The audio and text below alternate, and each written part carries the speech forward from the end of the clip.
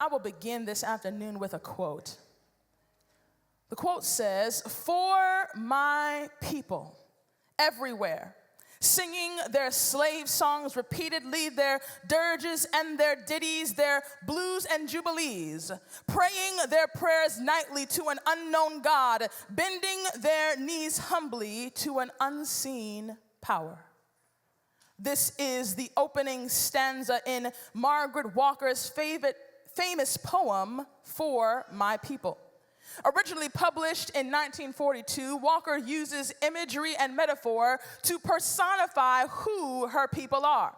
In fact, throughout the poem, Walker classifies her people as those who sing songs of sorrow and jubilee, who bend their knees to an unseen power, who live on 47th in Chicago and on Lenox in New York. She continues, describing her people as an enslaved people, a confused people, an emotionally broken people, but also a deeply religious people, a faith-filled people, a determined people, a people not simply overcome by sorrow, but filled with much joy and laughter. These people, Walker bemoans at the end of her poem to, quote, "let a people of loving freedom come to growth. Let a beauty full of healing and a strength of final clenching be the pulsing in our spirits and our bloods. Let a race of men now rise and take control." This woman is clearly calling for a revolution. She's not simply creating some kind of artistic prose of poetry. No, she is calling for a revolution that shifts the socio-political tide from that of destruction, death, and extermination to that of life, liberty, and freedom. Margaret Walker is not the first black woman to call for a revolution of such tide-shifting proportions. In fact, black women have been the hands, the backbone, the feet, and yea, even the brains of our social movements. I mean, there's no emancipation without Harriet. There's no civil rights without Rosa. And black lives would continue to not matter without Patrisse Cullors, Elisa Garza, and Opal Tometi. Black women have always been at the heart of not just our calls for revolution, but they have been the fuel maintaining them. And it's this reality of black women's central involvement in our past and present social justice movements that has me wondering, church, why does the black church continue to promote activism, continue to project the work of social justice as a prophetic anointing reserved exclusively for those anatomically classified as male? Why does the black church celebrate the activism of Dr. Martin Luther King with no mention of Diane Nash? Why does the black church celebrate the activism of Nelson Mandela with no mention of Miriam Makeba? Why does the black church celebrate the activism of Reverend Jesse Jackson with no mention of Shirley Chisholm? See, I believe one of the reasons why we have a tendency to celebrate the activism of black men to the neglect of black women is because our social justice theology is exclusively based on the activism of men in the Bible. See, every social justice sermon you hear is either on Moses the emancipator, Nehemiah the weeping prophet, Micah the justice expositor, or Paul and Silas the great liberators. The patriarchal, misogynist lens through which we read social justice in the Bible has erased the female activists of Scripture and delivered the message that activism is best enacted by men. We have inadvertently told our girls that it's okay to support a man's social justice vision, but it's not okay to have your own. We've taught our daughters that it's okay to be the sounding board to a man's prophetic voice, but it's inappropriate for you to develop your own. By separating the women of the Bible from their engagement in the social justice issues of their time, we have invariably taught our girls that it is normal, yea, honorable, to be hidden in a man's and shadow. It's normal, yea, honorable, to work for freedom, to fight and sacrifice for equality, to die for justice, and to be forgotten.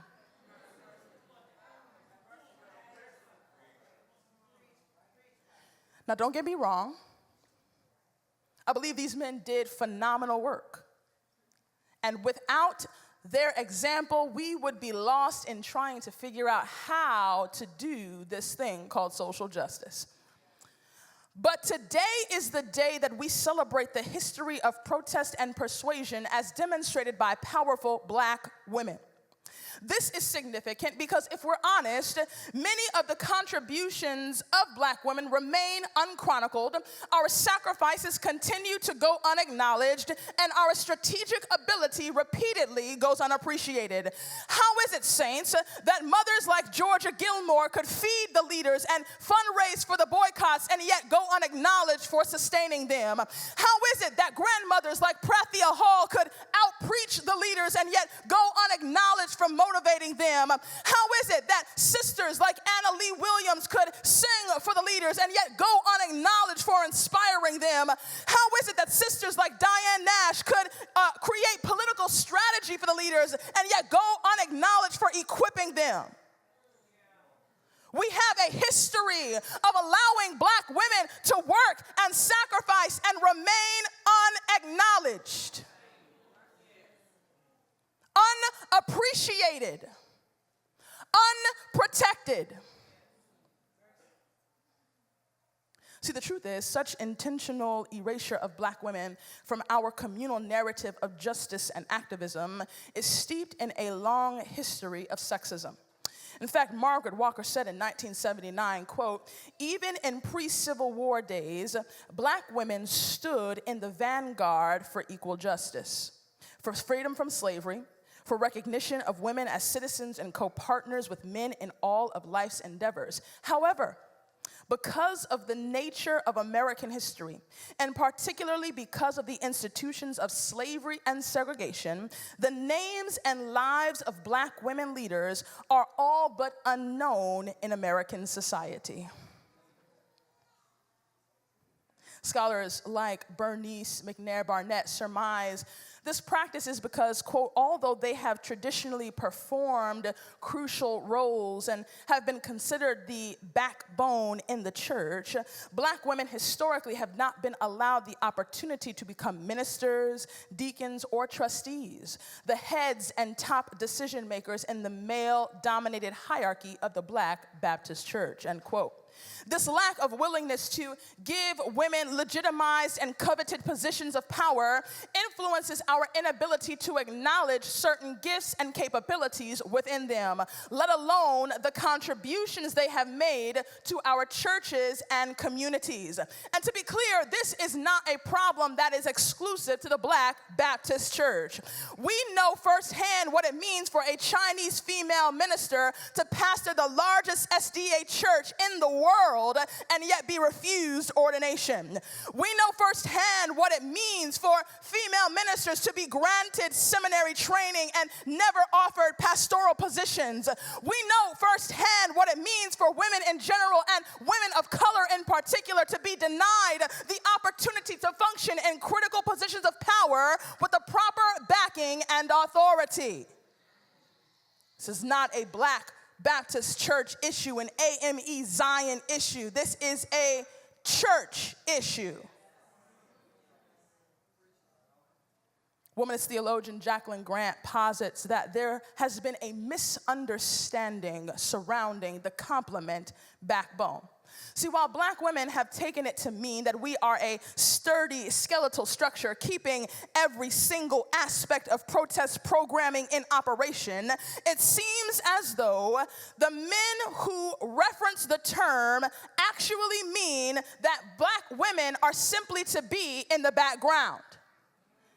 They use the term as a reference to location rather than function. And what that means is that Black women should just be kept in their place. But see, the truth of the matter is, had it not been for the courage of Black women, the protests of Black women, as a people, we'd still been sold to destruction, death, and extermination. Our freedoms, our prophetic voice, our political strategy, our inspiration, and our sustenance we owe to a host of black women who woke up every morning and said, "For my people." This justice anthem first rang out in 478 BC during the reign of Persian king Ahasuerus, ruler of 127 provinces from India to Kush. Queen Esther, who had just been promoted from the king's harem to now queen of all Persia, is made aware that the Jews are facing a threat of genocide for no other reason than their nationality and culture. Her cousin Mordecai comes to her and says, "Don't think that you will escape the fate of all the Jews because you are in the king's palace. If you keep silent at this time, relief and deliverance will come to the Jewish people from another place, but you and your family will be destroyed. Who knows? Perhaps you have come to your royal position for such a time as this." Realizing that her people are victims of targeted, systematic, and institutional extermination, Queen Esther must learn quickly that her economic status cannot save her. See, she has to learn that marrying a rich Persian man can't save her, that earning a Persian degree can't save her, that having Persian friends can't save her, that living in the most respected Persian house cannot save her, that no matter what she does, who she associates with, and what she puts on to assimilate to the surrounding Persian culture, no matter what she does, Esther is a Jew.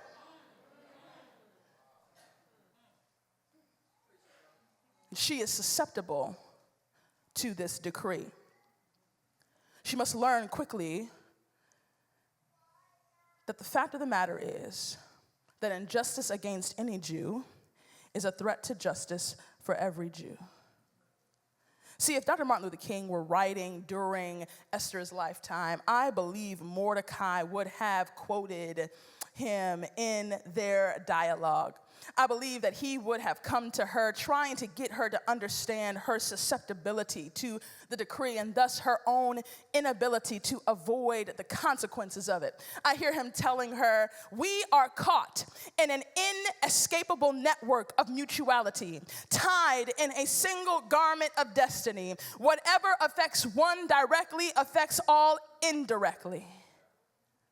And I believe that this is a truth that many of us have failed to see in 2020. See, as we all know in Scripture, the Jews were made up of 12 tribes in Israel. These tribes are named after the 12 sons of Isaac, right? So, what we have is when Moses liberates the Hebrews out of Egypt, millions of Jews are following him, but they are dispersed into 12 different tribes. The Bible teaches us that Esther was belonging to the tribe of Benjamin, all right? So just like the Jews, Africans are a large and dispersed people who occupy many lands and are a part of many tribes. There are Africans on every continent and in almost every country. In fact, according to Harvard's African Languages program, the continent of Africa is one of the most linguistically diverse continents on the globe. On the continent alone, there are anywhere between 1,000 and 2,000 different languages spoken across 54 different countries that are home to approximately 3,000 different tribes. This does not include the languages and dialects that have formed amongst the descendants of Africans in the Caribbean, Central and South America, and these United States. The truth is that the terror of colonialism and enslavement created a global culture of a global African diaspora that has even further diversified African people, making us a global nation of many tribes. Hear me. This means that it's easy for black people to believe that we have more differences between us than similarities. But see, the reality is that while we like to talk about whether or not you eat callaloo and I eat collard greens, and while you're running around talking about you like roti while I like rolls, and we keep trying to create this difference between us, the reality is that we are all being globally, systematically targeted for extermination and disenfranchisement for no other reason than our race and nationality. Regardless of if you speak patois or Creole, we're all in the same boat. The fact of the matter is, you just might have gotten dropped off before me.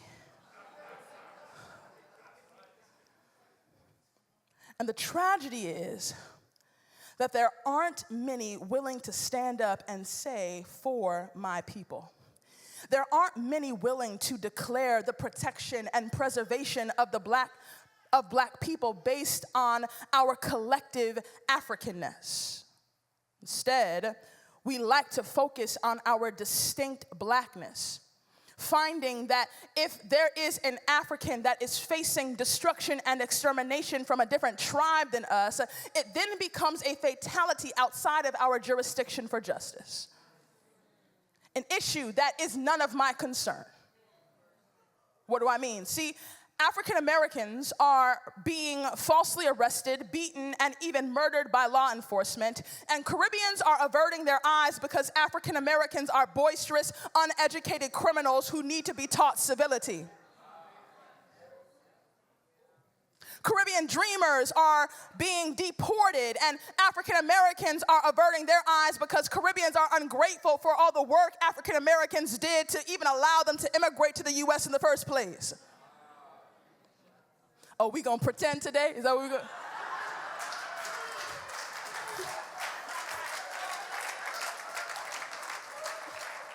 The choir had me in the morning. We gonna pretend in the afternoon. I thought y'all was gonna be honest with me in the afternoon. Okay, that's fine. See, the reality is that we are all intentionally allowing injustice to happen to one another because we do not identify as one. But at some point, we've got to realize, like Esther, that exploitation in Haiti is just as important as gentrification in Harlem. We've got to understand that a travel ban on Nigeria is just as unjust as food deserts in New Orleans. We've got to understand that incarceration in Baltimore is just as unjust as illiteracy in Barbados. We've got to understand that hopelessness in Chicago is just as unjust as homelessness in Cape Verde. We've got to be willing to stand up and say, "For my people," and it includes Jews outside our Benjamite tribe. Because the fact of the matter is, we are all dispersed Africans, affected by the same decree, all affected by the reality that this nation is globally and systematically attempting to destroy us for no other reason than our race and nationality. We all need to heed the wisdom of Mordecai, where he says that for your silence in self-preservation, this will bring you nothing but destruction on your own house. Esther's declaration for my people shows us that her commitment to saving all of the Jews from every tribe, not just the Jews from her home of the tribe of Benjamin and not just the Jews residing in the palace courts, Queen Esther committed to delivering her entire nation from destruction because she found community and oneness in her Jewish identity as a whole.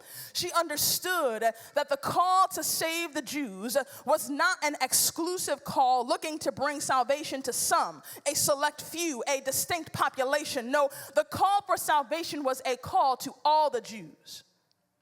This is further seen when Mordecai and Queen Esther get King Ahasuerus to agree to not just sign, but draft counter documents decreeing the Jews' protection.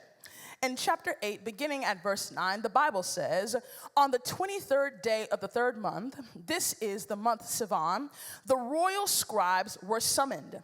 Everything was written exactly as Mordecai commanded for the Jews to the satraps, the governors, and the officials of the 127 provinces from India to Cush.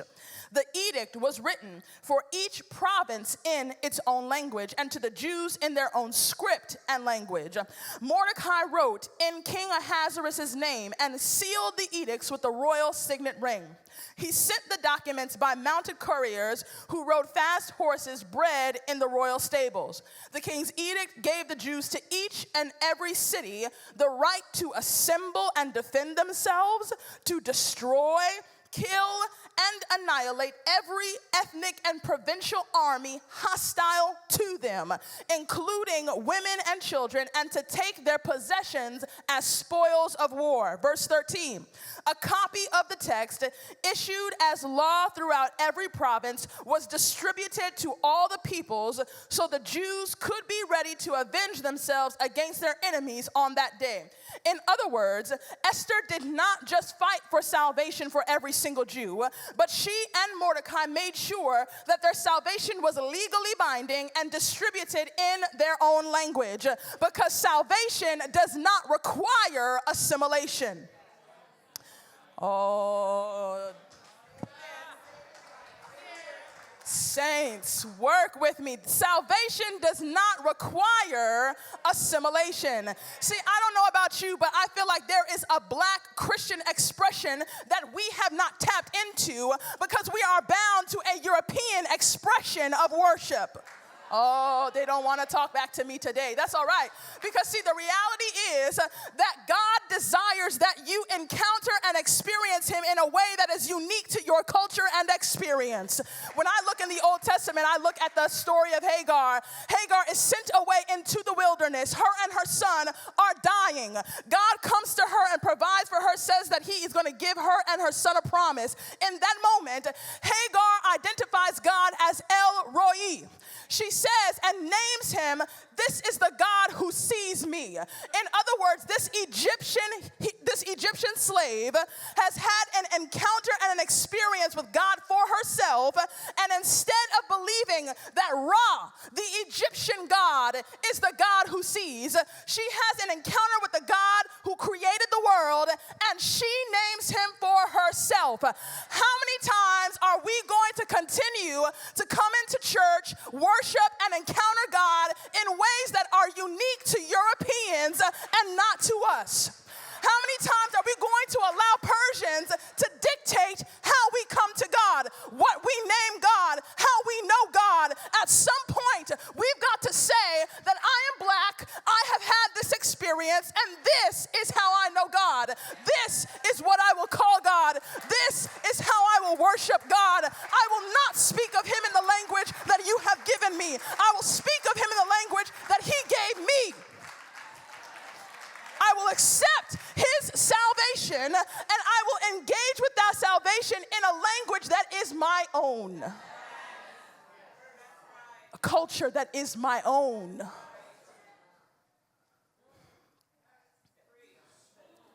In the story of Esther, Jews did not have to leave their tribe, move to a new land, and learn a new language in order to benefit from the salvation that she worked for on their behalf. Instead, Esther took it upon herself to notify them where they were, and in a way that they could receive that salvation has just been given to them freely. Now, what if we did the same thing? What if we worked to save young black girls from being sex trafficked? What if we worked to save young black boys from wrongful convictions? What if we worked to evangelize people in Africa and the Caribbean, and we did not force them to assimilate? We did not force them to dress like us. We did not force them to speak like us. We did not force them to do things as we do it here in America, but instead gave them the freedom and the spiritual authority to come to know and understand God in their own way. What if we tangibly showed people that you can accept salvation, and in receiving salvation, you are not required to assimilate to the person that has led you to salvation? This is an important lesson to learn from Esther, because her narrative also teaches us that when you declare "for my people," you are determining in your heart that structures and statutes won't stop you. See, after receiving Mordecai's wisdom, Queen Esther replied, "I will go to the king, even if it is against the law. If I perish, I perish." She uttered these words because during this time there was a law that you could only appear before the king if you were invited. If you were not invited, the king then needed to extend his royal scepter in order for you not to die. All right? This law was also something that Queen Esther had to abide by. And so knowing this, she says, you know what? I'm going to make a decision that even though I could die, I'm going to break this law. And how many of us are willing to go against the law to ensure someone else's freedom? How many of us are really willing in 2020 to break a law to ensure someone else's salvation? See, I'm thinking of the words of Dr. King in his famous A Letter from Birmingham Jail, where he says, one has not only a legal, but a moral responsibility to obey just laws. Conversely, one has a moral responsibility to disobey unjust laws. This is what we see Queen Esther demonstrating for us: the moral responsibility to disobey unjust laws due to the superseding moral responsibility to fight for the protection and preservation of her people. See, during Black History Month, we love talking about Harriet Tubman.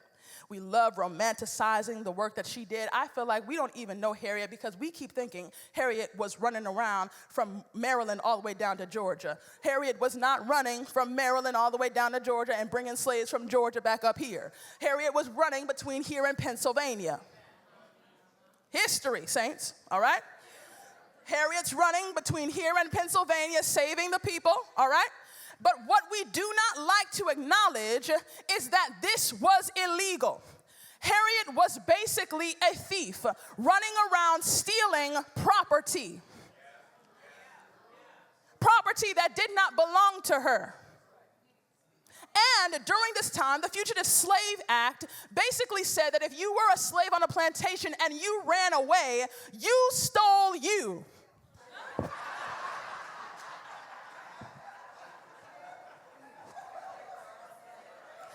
Listen, because you didn't belong to you. So you stole yourself from your master, and now you are a wanted thief who could die because you stole yourself. This woman dedicated her life, risked her life, breaking laws on a daily basis for the salvation of other people.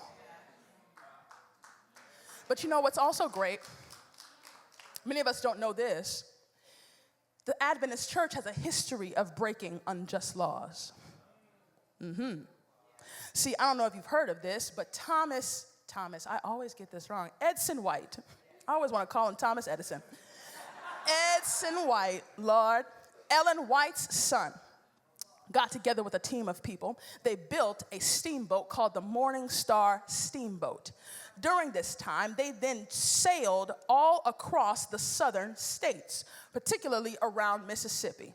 Edson White, to be clear, and other white people took thousands of books in the Morning Star Steamboat, and against federal law, were teaching former slaves how to read and write. They had created the Gospel Primer and the Gospel Worker, two pamphlet documents that they were using to teach African Americans not just how to read and write, but about the salvation and the gospel of Jesus Christ. We have a history of breaking unjust laws, folks. And at some point, we've got to say to ourselves, in 2020, it is clear that there are some people who are sold to destruction, death, and extermination. And am I willing to break some unjust laws, to stand up against principles and powers of authority and declare for my people? The truth is, many of us struggle declaring for my people because many of us are still comfortable with the status quo. So much so that we allow the sins of injustice to creep into our workplaces, our schools, and even our churches. And we say absolutely nothing because we are afraid of termination. Termination from our jobs, termination from our families, termination from our departments. But when you truly believe in the mandate and responsibility of for my people, you believe that it is better to die demanding the love of God be seen in the earth than to live silently waiting for his physical return in the face of destruction. God is looking for a generation of believers that are willing to take up the mantle of our foremothers and say, for my people, mass incarceration will be a bondage of the past. For my people, illiteracy will be illegal. For my people, diabetes will be cured. For my people, food deserts will be filled with grocery stores.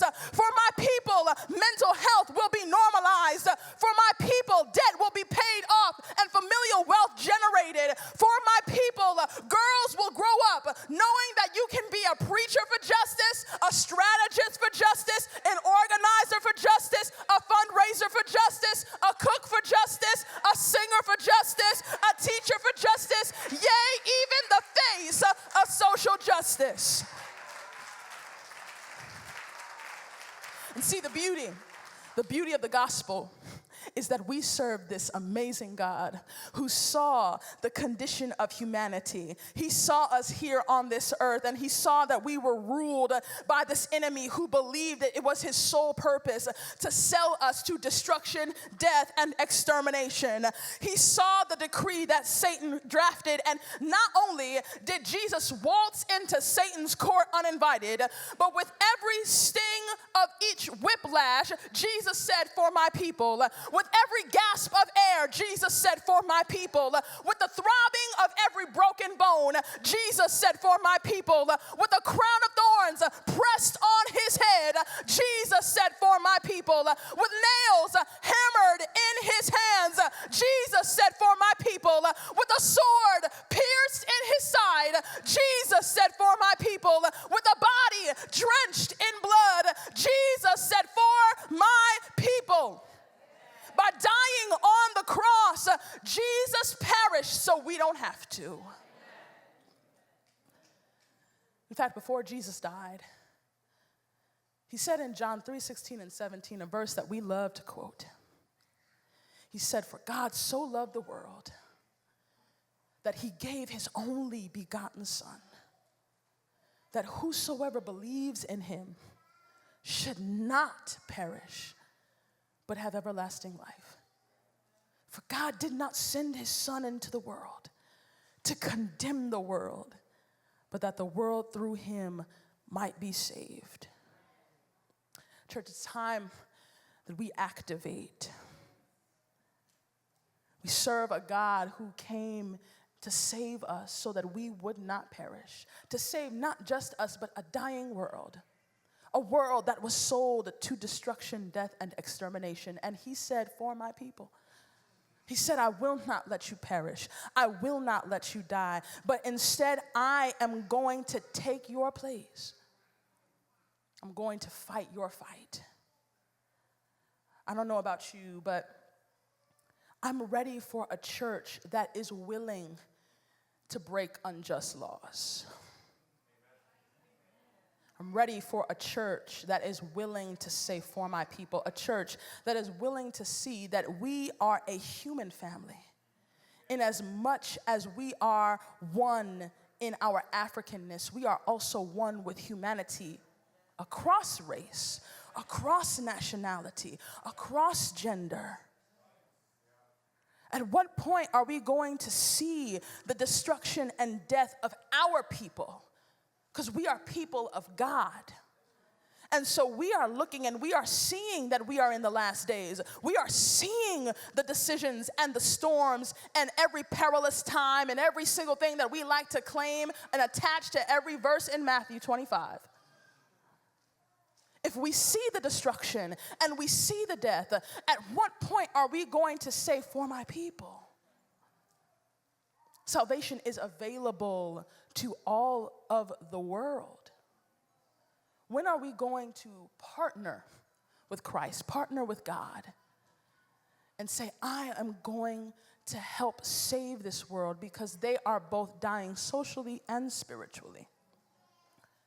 When we look at the example of Christ in the gospel, he was not simply coming down and forgiving sins.